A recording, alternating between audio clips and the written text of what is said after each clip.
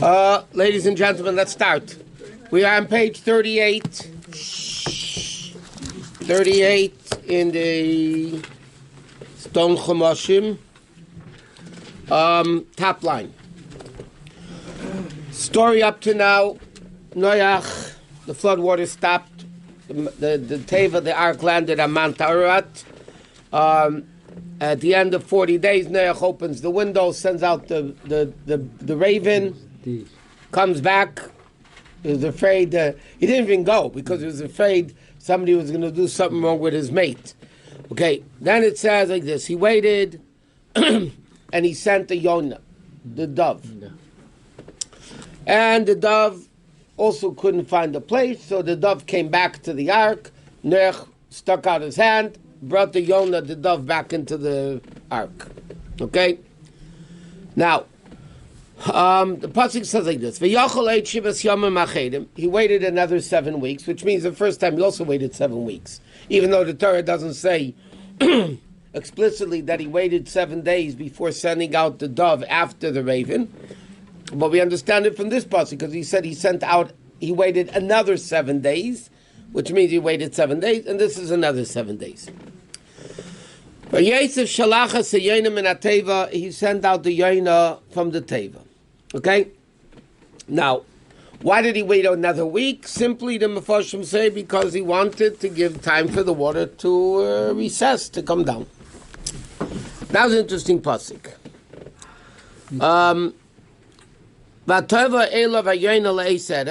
The Yonah came back in the evening. There was an olive leaf. There was an olive leaf in its, in its mouth, so to speak, in its beak.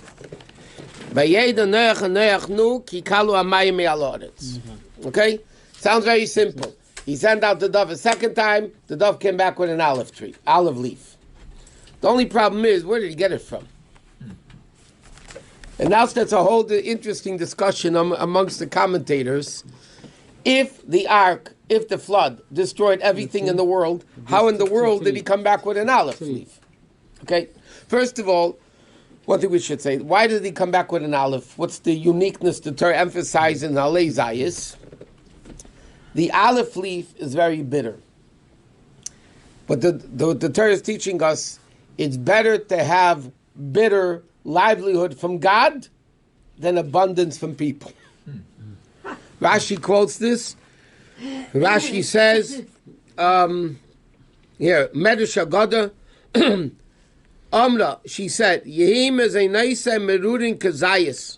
My food, my livelihood, my sustenance should be bitter like an olive in the hand of God and not sweet like honey in the hands of people. In other words, I'd rather live from God poorly than live richly having to rely on other human beings, because you know what they do to you. Who relies on other human beings? Oh, okay, I didn't know you were here. Okay. Anyway, let's see what the story... I begged him last night to come, yesterday at the wedding. It's her fault. Right, in other words, it's her fault. Yeah. And Why? Don't do many favors. Okay, next. So the question over here is, how did he get this olive tree? Okay, so the Ramban says that because seemingly the flood waters were boiling hot. They were raging waters. I mean, so he says like this. Rab Levi says the dove got its thing from Mount Olives because the flood waters did not fall in the land of Israel. Remember, we learned that the flood was all over the world except the land of Israel. Nevertheless, how did the corrupt people in Israel die if the flood didn't hit Israel? So the answer is, the rain didn't fall in Israel. But the water from the rest of the world, obviously, when you have water from all over the place, it came into Israel. So according to this opinion, because the flood wasn't so powerful in Israel, the bottom line was, he was able to get the olive leaf from Mount Olives in Eretz Yisrael, Har HaZeisim. Not to sound like a wise guy, but why didn't the people go up on highs? Why didn't the people go up there? Oh, because it would have killed them anyway. Just it wasn't powerful enough to uproot the trees. Okay, and another opinion in the Medrash says, Gan Eden opened up, and he took the olive tree from there. Okay, 1 second. There's a problem with all this, by the way. The problem with these two opinions so far is, if he got it from Gan Eden, or he got it from Israel, right? How does that prove that the water subsided all the rest of the world? Why did Noach send out the dove? To see if the water subsided, right? If he can go out of the ark. But if he brought it from Gan Eden, or he brought it from Israel, how in the world does that prove to Noach that the water subsided where the ark was? Obviously, it's very difficult to understand. The Ramban says that obviously the waters didn't fall, meaning the leaf was taken Gan Eden, was unaffected by the flood. Okay. The Barbanel says like this. The Barbanel learns differently. Many olive branches were floating on the surface of the water. They did uproot it. They were floating on top of the water, and therefore they would have been stuck in the mud, when the water receded. So therefore the olive tree, the branches that were loose, sunk into the mud and produced olive leaf. The question is, the problem with that opinion is, in 40 days it ain't grown, no olive leaves. Right? The water subsided. 40 days later he sent out the raven. A week later he sent out the dove. A week later he sent out the dove. So it's 52 days. In 52 days, from the time the branch of the olive regrew into the ground, it's not going to produce an olive leaf. It was leaf or it was the olive? Leaf. No. Alei Zayas. It was Zayas? Alei Zayas. Olive leaf. Alei is a leaf, not a branch. In Hebrew, alei is a leaf. He came back with a leaf. The branch, you can pick it up everywhere. It floats in the water, you can pick it up. There's no need to be a tree to make it. But if everything got destroyed, don't forget the water was hot. Everything got destroyed. So the question, where actually did he get it from? Okay, so now like this. 1 second. Okay, the problem with all this is, and no one knew the water subsided. And it makes no sense. Yeah, but it got okay. The olive tree is extremely hardy variety and resisting extreme conditions. In fact, the Gemara says in many places the olive tree was very, very strong. So it's possible, in the simple meaning, that the olive tree didn't uproot itself from the flood. Therefore, at a literal level, that other trees were uprooted by the flood, but the olive tree didn't. Therefore, he brought back the dove was a fresh olive leaf that came back from after the flood. So bottom line, that's how Noach knew that the water subsided. According to the other opinions, the problem is, how did he get the olive tree? And how does that prove, that prove that the water subsided? If he got it from Eretz Yisrael, he got it from Gan Eden, how is it going to be? Okay, so now... Well, he got the olive for the purpose of the future lighting of the menorah, no? What? The olive reflects future lighting of the menorah candle, no? Yeah, but there's nothing to do with this. That's... Okay. Now, the fact that the dove came back shows that if he found a place to rest, then the dove wouldn't have come back completely. Okay? Why did Noach wait another week? Because the Medrash perceives the Jews are likened to dove. In other words, the dove is sent out. This is what the Medrash says. But the dove always comes back to its source. The Jews are called Yaina. Yainasi, Samasi. Many psukim call the Jewish people Yaina, the dove. A Jew never finds a resting place only back in the Teva, which was a place of Torah and mitzvahs. So just as the dove finds no resting place, the Jews don't find a resting place in Galus. As long as the Shechina is in Galus, the dove found no rest, because again, the dove symbolizes the Jewish people. It says, the first one. But the second one, and then Noach understood that what? Then Noach knew that everything rested from the earth, the flood was over, the waters came down, and it's time for him to be able to come down. Okay. Now, why you pick up this kind of bird? Huh? Why pick up this kind of bird? Bird? Yeah, the dove. Because the Jews are likened to the dove. And unlike the Orev, the raven, it says a Yonah is a bird that always stays with its mate. Yonah never goes to another mate. So Yeah. Yonah represents Faithful. purity. Faithful. Yeah, purity Faithful. and all that stuff. Okay, now the fact that he waited until evening, and there's another thing. Why does the pasuk say he came back in the evening? What was the difference when he came back? He came back with an olive leaf in his mouth. It has to be in the evening. So Noach understood that obviously, where did he do? So he sent him out Mistam in the morning. Right? Everything's done in the morning. The fact that he came back in the evening shows that he did find places to rest during the day. He can't fly straight. The bird can't fly straight for a whole day. So obviously that's what the Torah is emphasizing. The fact that the Yonah came back, the dove came back in the evening, so then Noach understood that obviously during the day he did find places to relax and to rest. So therefore, okay, what happened the third time? He waited another 7 days. He sent away the Yonah, and it never came back to him. Okay? Because now, for sure, What about its mate? his mate was still in the ark, and they met. They met in the air later on. Okay. Now, according to various opinions, this was the first of Tishrei, first of Av, or first. I'm sorry. The next pasuk. Vayi ba'achas v'sheish me'eshana. It was in the 601st. Remember, the flood started when Noach was 600. The flood lasted a year. So in the 601st year of Noach's life, Barishin be'echad lachedesh, on the first day of the first month.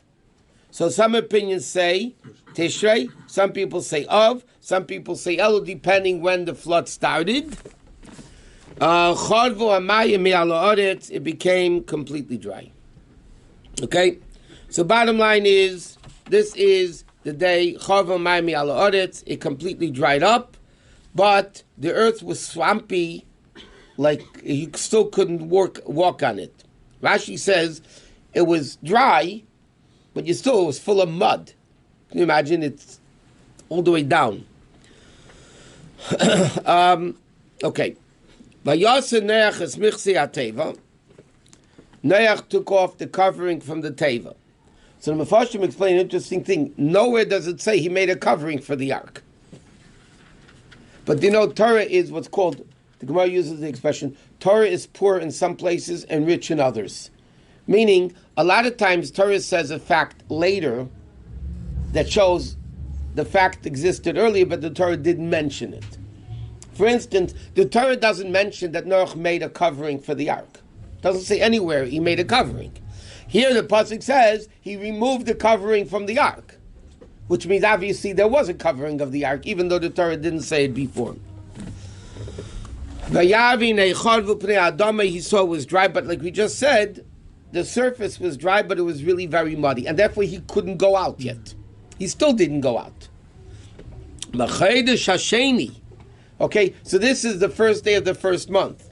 So now he says, on the 27th day of the second month, that's when it was completely dry.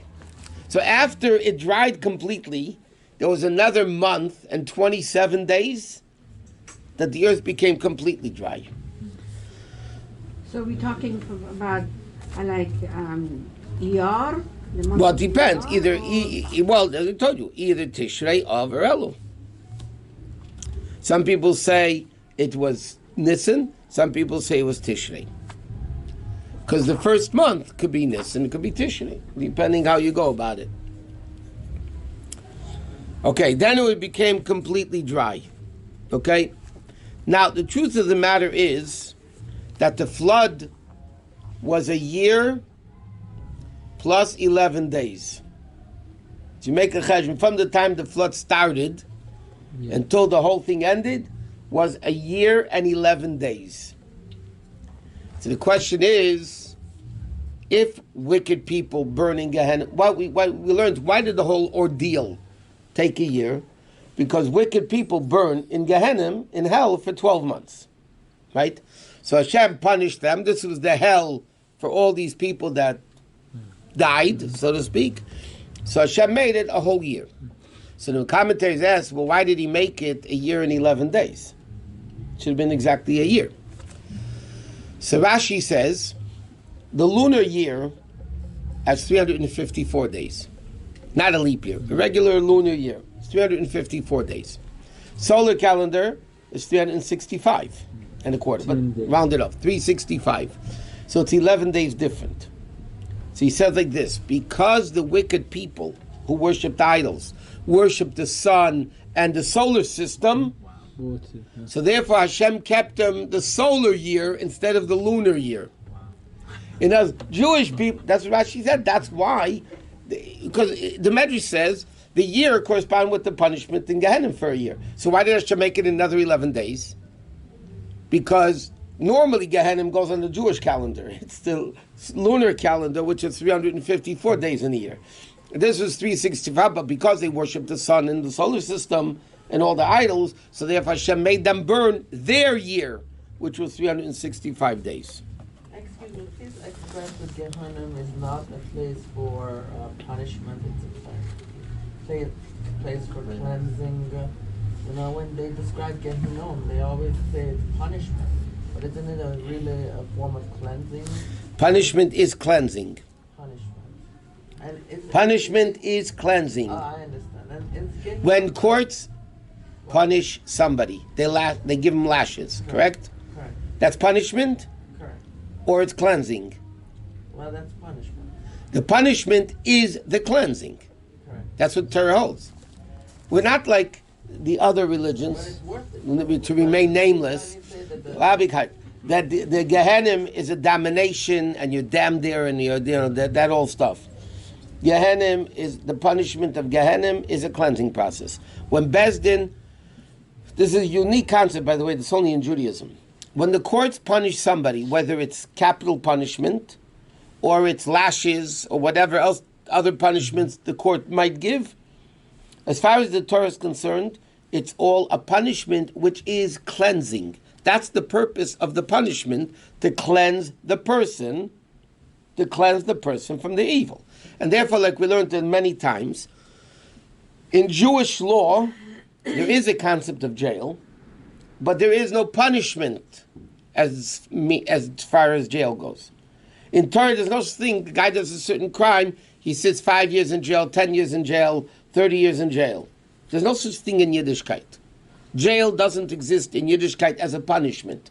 Sometimes they don't know what punishment they get. In Chumash, you have the Mekosh Shaitim. They didn't know what punishment he got, so they put him into prison, and so they locked him up until Hashem told him what the punishment is. Other punishments we learned in the Gemara Sanhedrin, that sometimes a person keeps doing over and over and over and over the same sin, but there are no witnesses, so they stick him into a dungeon, and they make his stomach plots, whatever, bursts open. But there's no concept in Torah of jail term. And the Rebbe explained once with a very beautiful explanation of the whole concept of punishment in Torah. Torah believes in bringing people back into society, rehabilitation. That's the Torah approach. Rehabilitate the person to bring him back into why? A person is supposed to lead a constructive life. Hashem creates a person. Adam la'amal yivaled Eve says, a person is created to work. A person's purpose in life is to be constructive. Okay? So therefore, let's say somebody ate not kosher, was warned, and the whole shtick, and therefore he's going to get lashes. What is the lashes? It cleanses you for your sin, and now the Torah says, get back into the world and live. If there's capital punishment, that means the crime that the person did was so bad, they forfeited their life to live a constructive life. That's why the Torah gives capital punishment.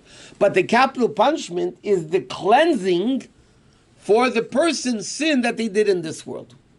Certain sins, it's enough to lash, whip him, malchus, which is a cleansing. Sometimes you need capital punishment to cleanse the person. But to put a person into jail where they do nothing, and most of them become more hardcore criminals in jail, like everybody knows. So the Torah, that's against the whole concept of what a person or a human being's life is supposed to be. A human being's life is supposed to be constructive. To put away a person for a good part of his life, or even a little bit of his life, in a non-constructive environment is totally contrary to Torah. So therefore there's no jail term. Torah says, if you're able to, rehabilitate the person. Change him, get him to change his ways, educate him, whatever it is, and let him get back into society again. How do we get into... Oh, we should get him. Oh, God. Okay, forget it.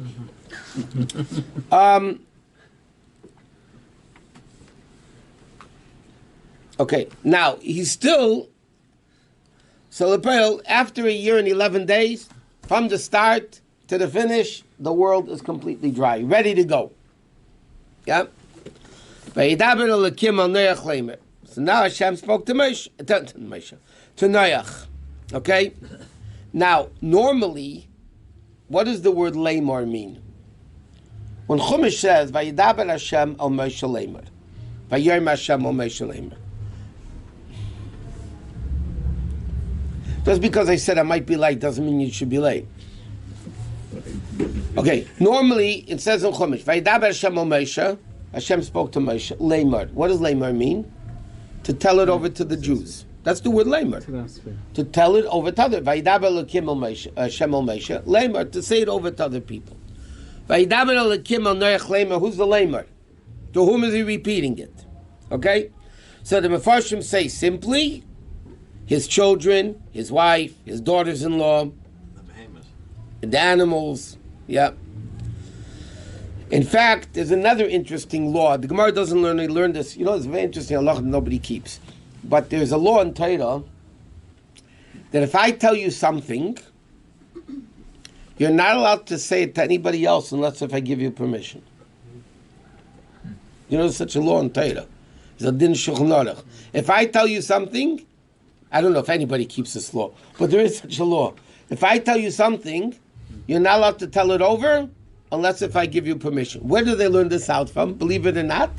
Vayedaber Hashem el Moshe Lamar. What does Lamar mean?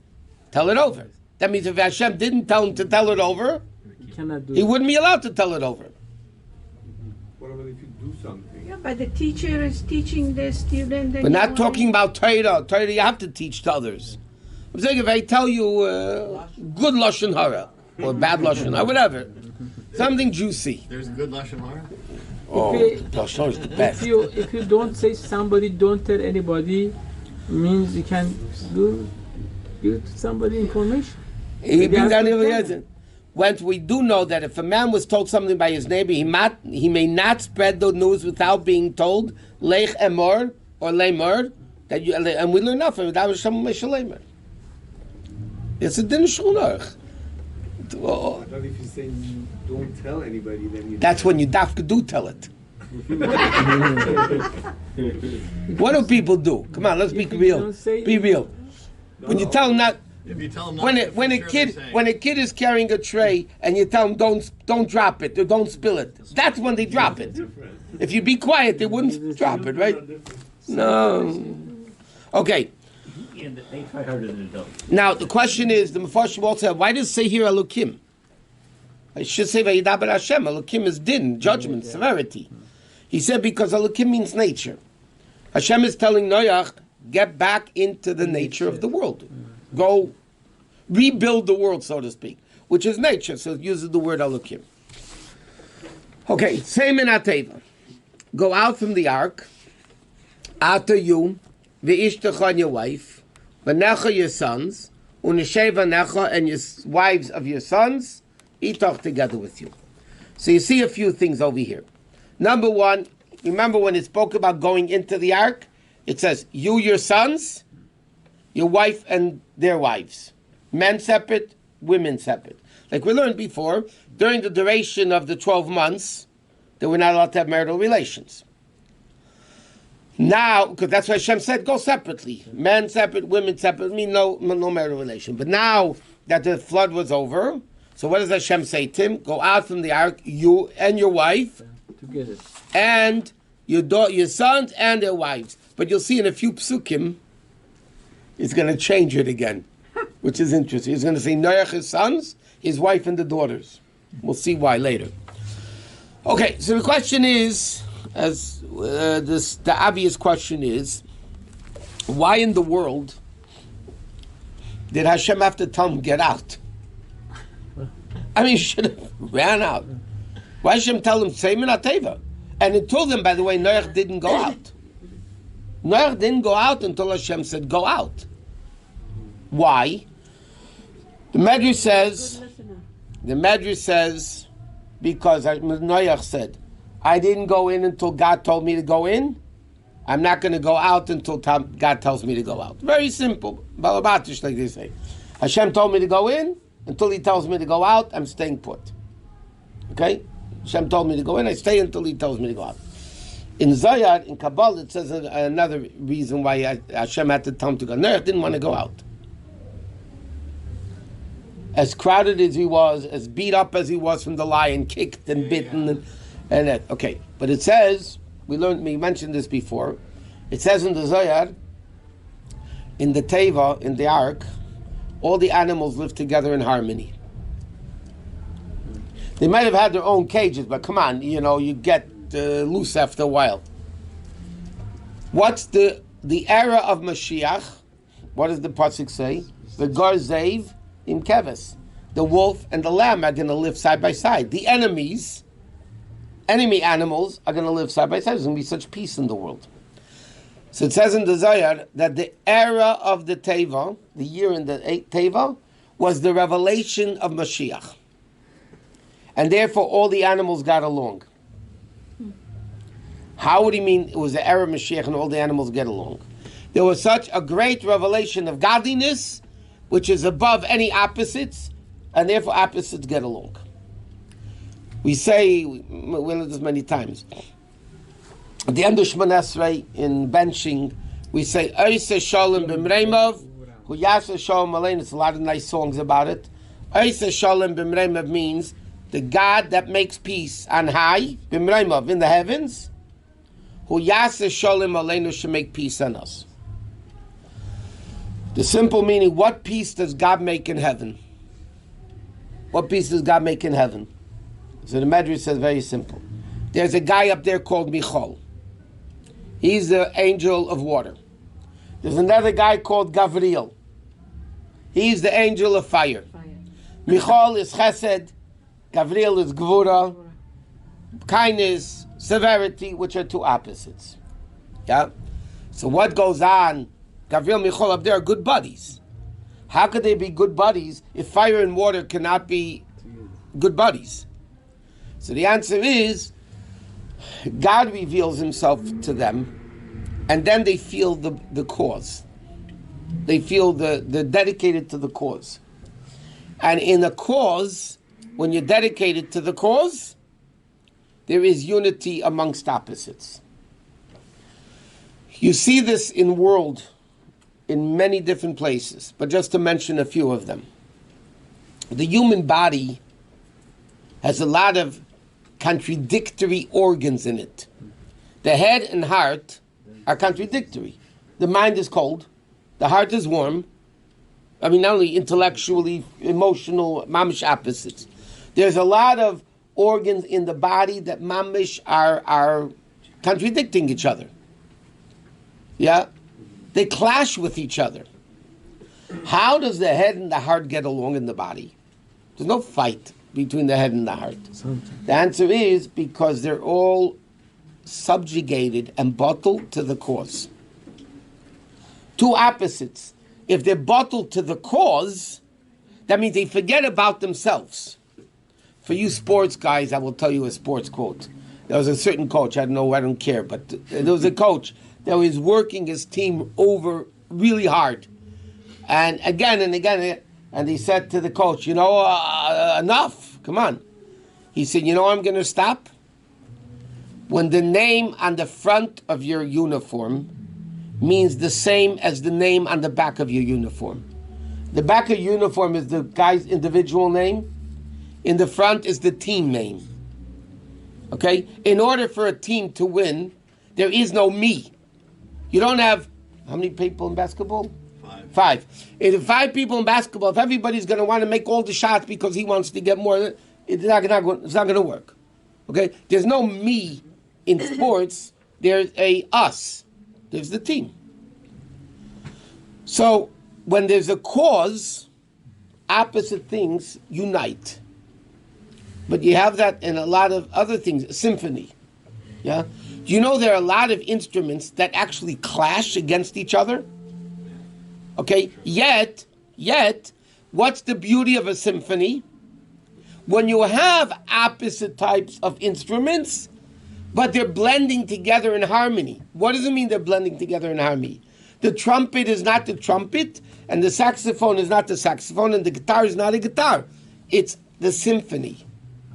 And the conductor is the uniting force, so to speak, between all the forces.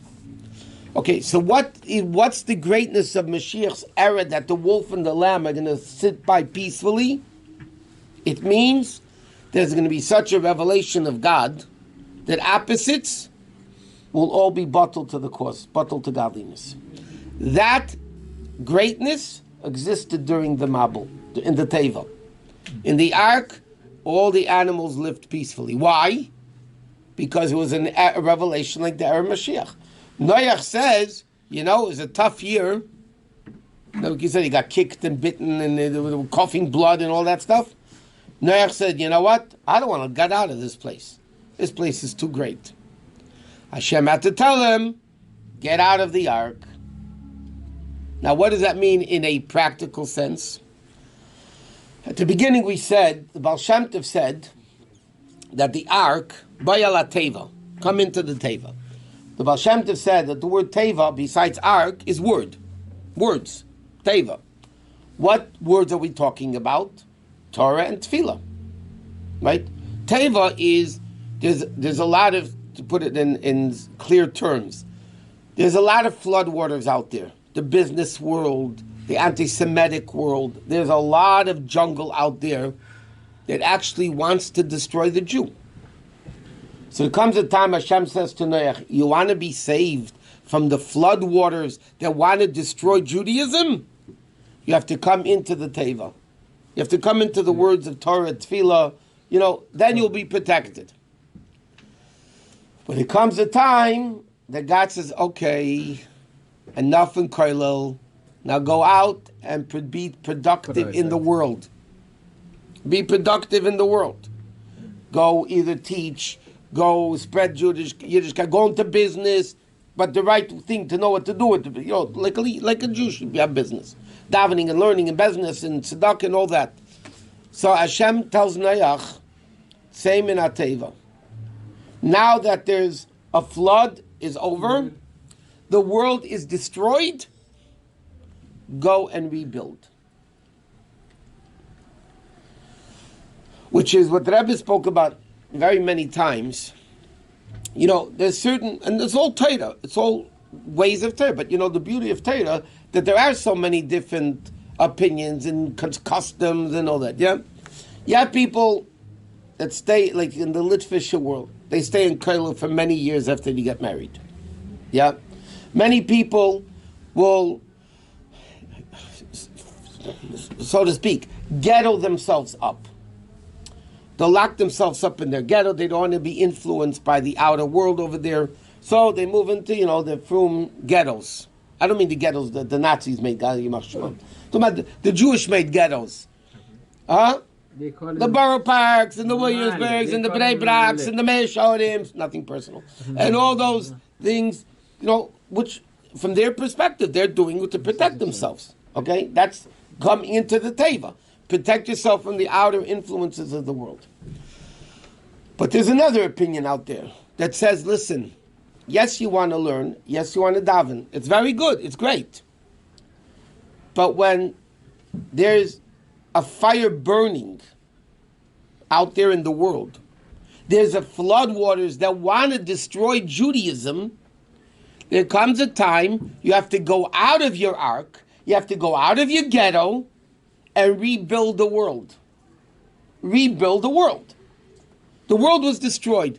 This happened, as far as our times, after the Holocaust, the Jewish world was destroyed. A good part of the Jewish world was destroyed. Okay?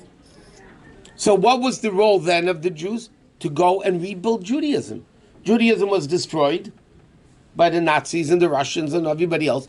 Go rebuild Yiddishkeit. So Hashem is telling Noach over here, say minateva. Yes, at one time for the flood waters, raging flood waters, you had to protect yourself. You had to go into the ghetto of the Teva. But now it's over. The world needs to be rebuilt. You're not going to do it sitting in the Teva. You're not going to do it sitting in the box. Because how are you going to rebuild the world if you're not in the world? Go out, say minateva, and that's what he says. You, your wife, your kids. Meaning, spiritually, what's the first mitzvah? Pruvu, be fruitful, multiply. Okay, that's physically. What's the spiritual aspect of be fruitful and multiply? Make another Jew. Create another Jew. We learned Vishinantam levanecha v'dibarta bam. Teach your children. Rashi says, who are the children? Your students. What's the first mitzvah? Pruvu. Go out and teach Torah to people that they should know about it. That's what the mitzvah pruvu. So this is what Hashem says to Noach. Go out of your ark. Go out. And now there's a destroyed world. Go, you and your wife, meaning male and female, sons and females, to go rebuild the world that was destroyed through the ark.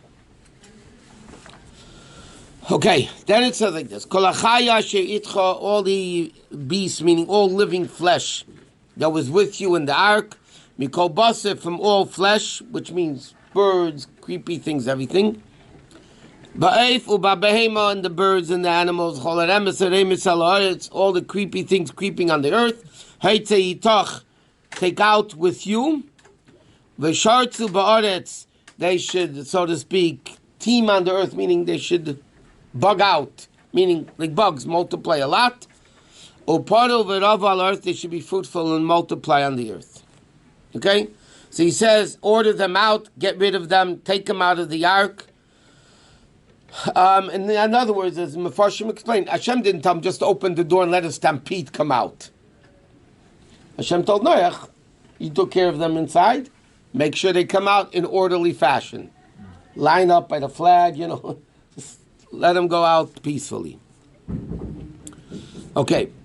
Vayetzi Noach, and then listen to this pasuk now. So until now, the pasuk just says, Noach, Mrs. Noach, the boys and Mrs. Boys. What does it say? Vayetzi Noach. Noach went out. Who went out with him? One of his sons. Then it says, V'ishtai, again separate. Unishev anavimei. Itai.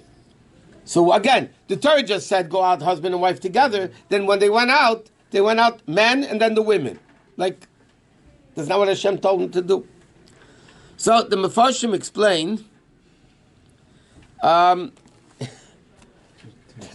you say this is practical. The Radak says it, by the way. The women were afraid to leave the ark. The unknown.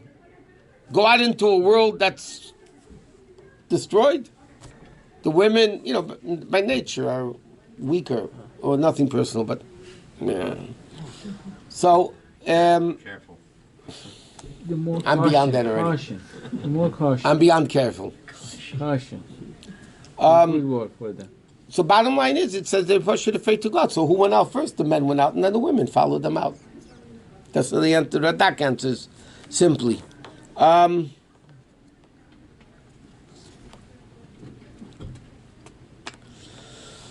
Okay, another opinion says, why does it say that Noach went out, him and the boys, even though Hashem said to him, you should have children again?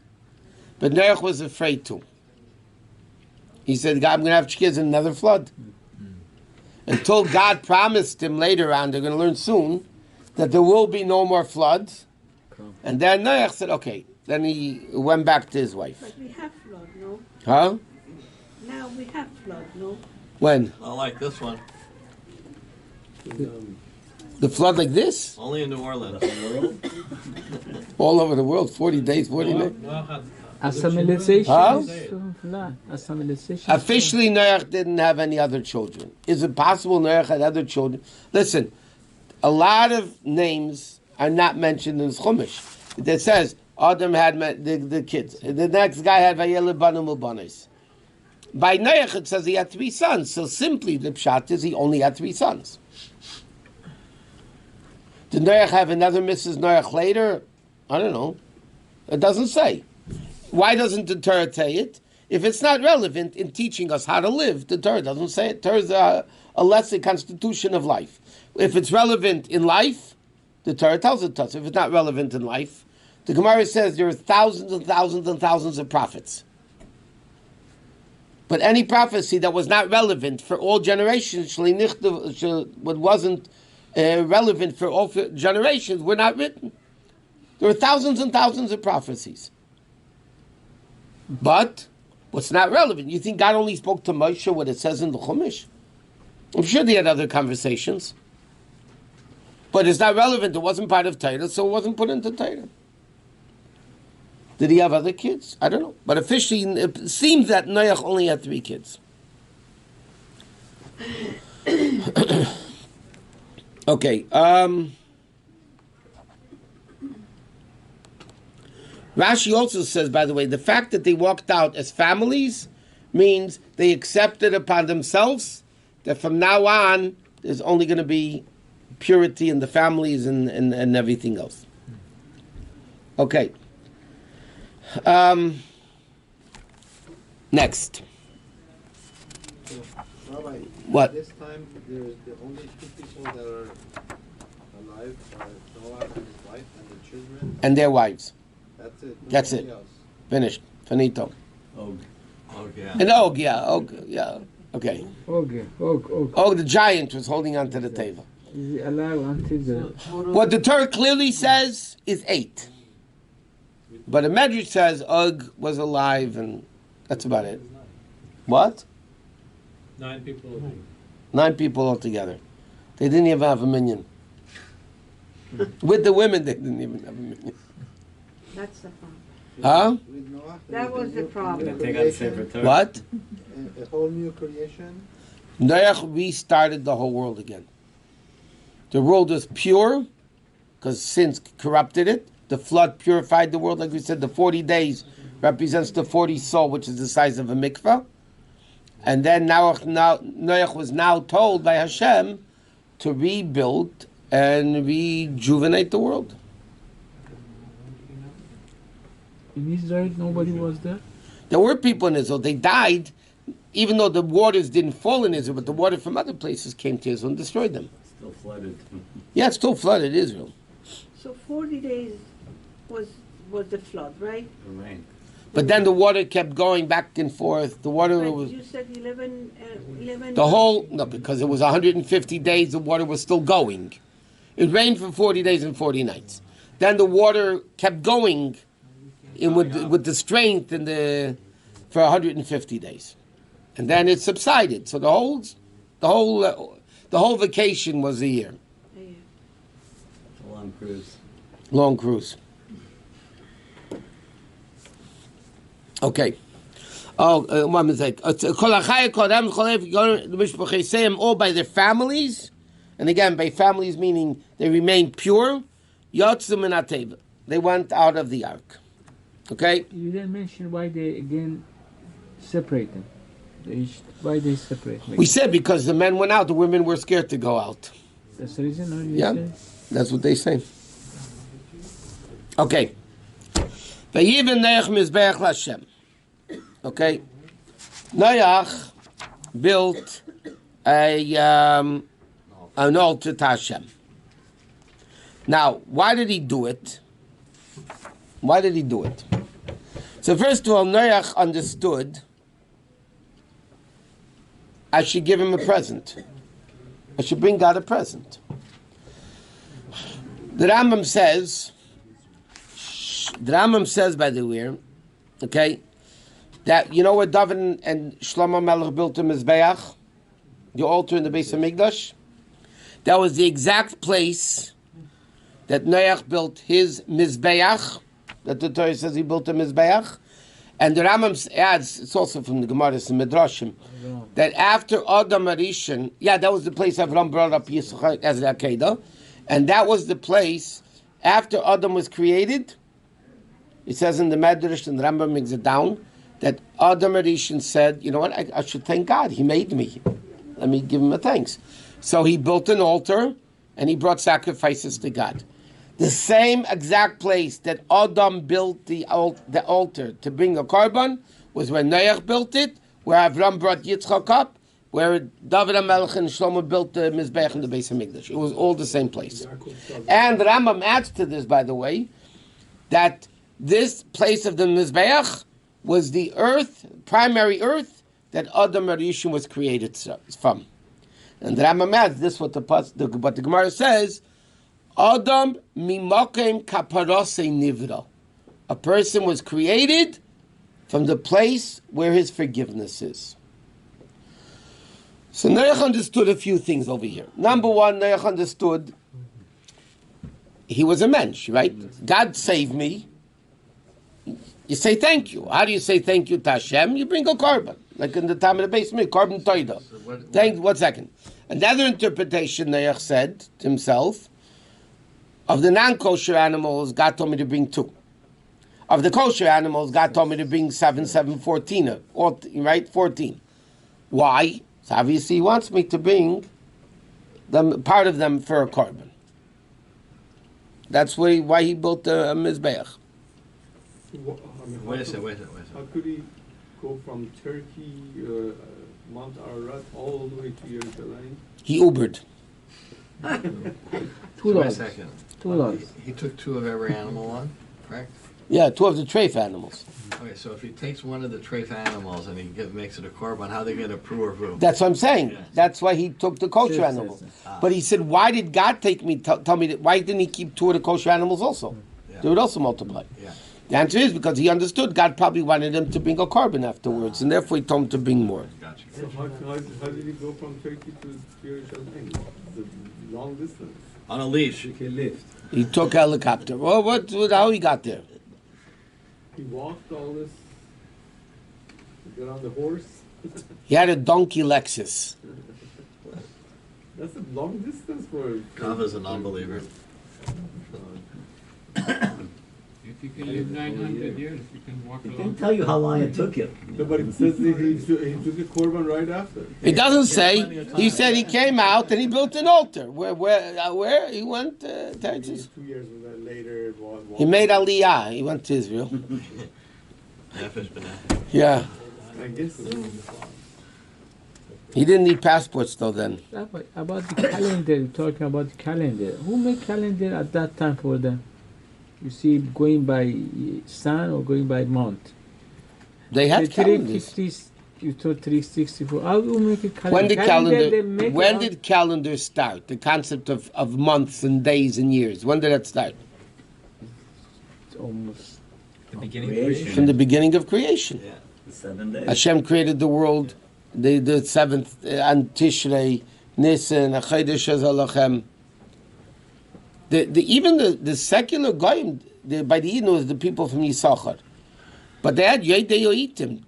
They were brilliant in astronomy. They understood the moon and the sun and the moon. How did they figure out everything in those days? that's cool. They were intelligent people.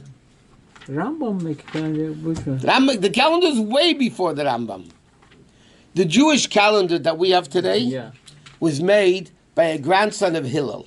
You know the famous Hillel? Yeah. His grandson, whose name was also Hillel, was the one that made a calendar until the end of all time. The 19-year cycle and the calendar the way we have it today. But there were calendars way before him.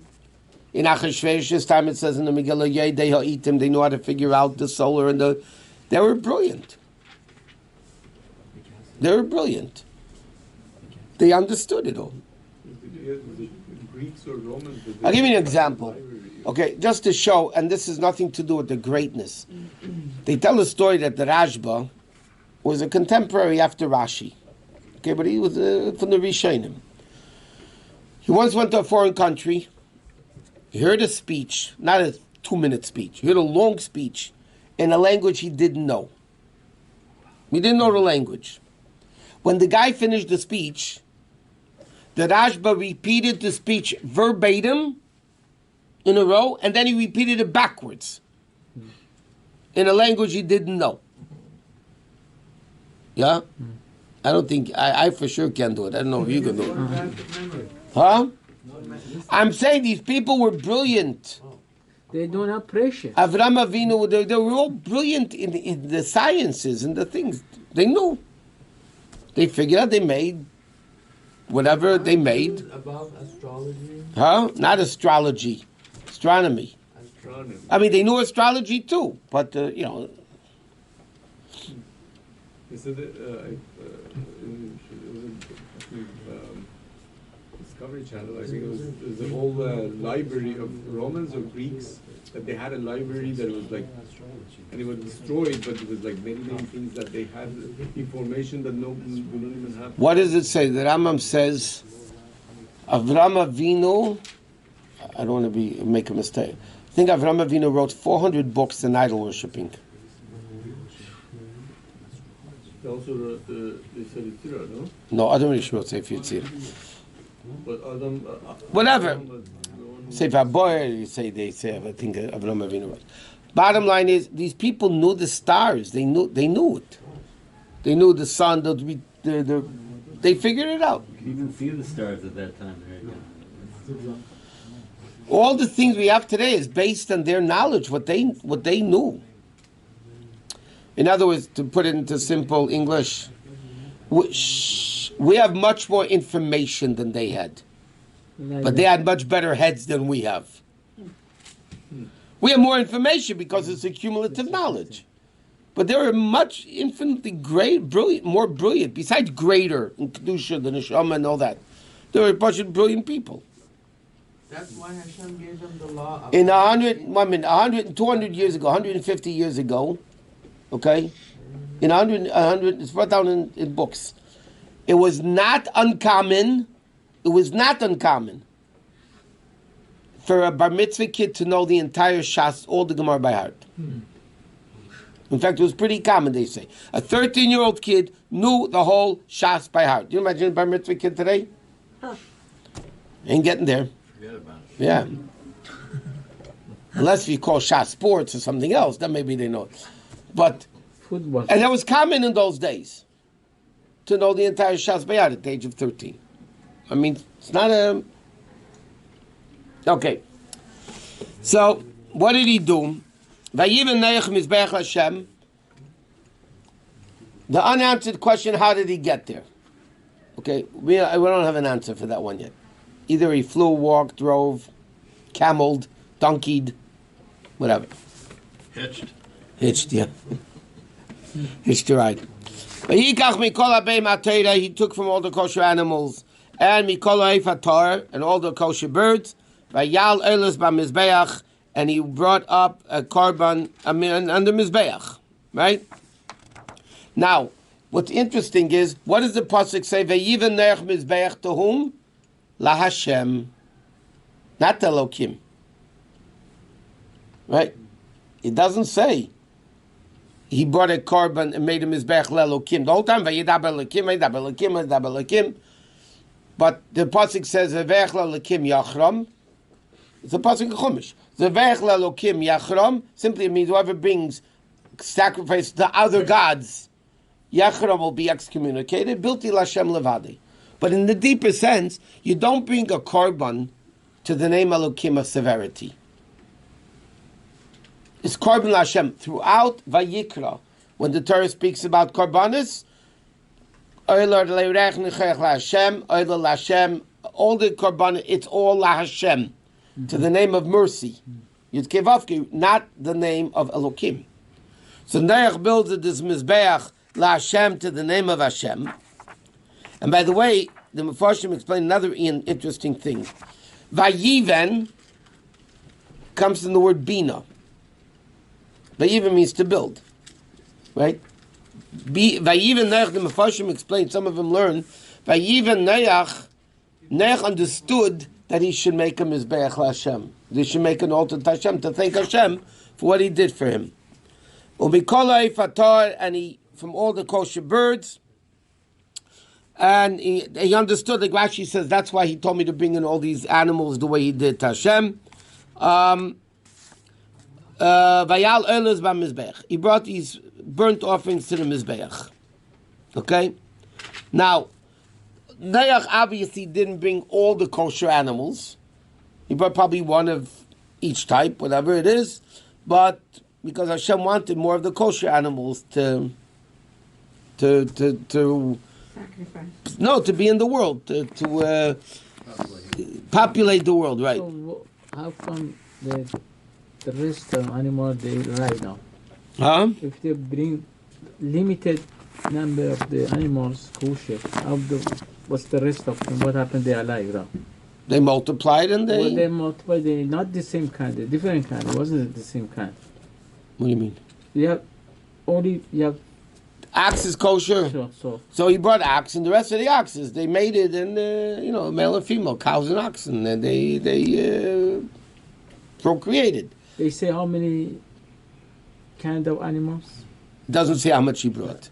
How many pieces? No. How many? No, doesn't say. Doesn't say. No, but the Mepharshim do say one more last thing. We'll stop it. We'll end here.